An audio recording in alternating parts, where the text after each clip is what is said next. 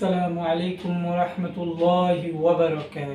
মুসলিম তৌহিদি জনতা, যে যেখান থেকে দেখছেন ইসলামী আলোচনা অনুষ্ঠান, সবাইকে স্বাগত জানিয়ে শুরু করছি। আমরা বাংলাদেশ থেকে যতটুকু করতে পারবো সেটা হচ্ছে আল্লাহর কাছে দোয়া করতে পারবো। আসলে আমাদের কোন দোয়াটা কার্যকরী সেটা আসুন আমরা কোরআন থেকেই শুনি। তাই আসুন কোরআন থেকে আমরা দোয়াটা শিক্ষা নিই। সূরা আলী ইমরানের 147 নম্বর আয়াত। যারা আমার ইউটিউব চ্যানেলে নতুন তারা অবশ্যই সাবস্ক্রাইব করবেন, পাশে থাকা বেল আইকনটি বাজিয়ে দিবেন, কমেন্ট করবেন আপনি ইসলামী দোয়া মাসায়েল কি জানতে চান। আশা করি ইনশাআল্লাহ খুব দ্রুত সময় আমরা সমাধান দিতে চেষ্টা করবো ইনশাআল্লাহ। সূরা আলী ইমরানের 147 নম্বর আয়াত তেলাওয়াত করে নামাজের পরে আল্লাহ সুবহানাহু ওয়া তাআলার কাছে দোয়া করব মজলুম ফিলিস্তিনিদের জন্য।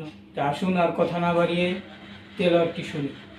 আউযু বিল্লাহি মিনাশ শাইতানির রাজীম। বিসমিল্লাহির রাহমানির রাহিম। ربنا اغفر لنا ذنوبنا وإسرافنا في أمرنا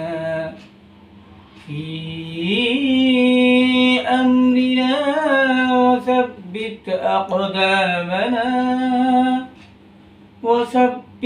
أقدامنا وانصرنا على القوم الكافرين সাদাকাল্লাহুল আযীম। আমরা এখন সূরা আলী ইমরানের 147 নম্বর আয়াত তরজমা করব ইনশাআল্লাহ।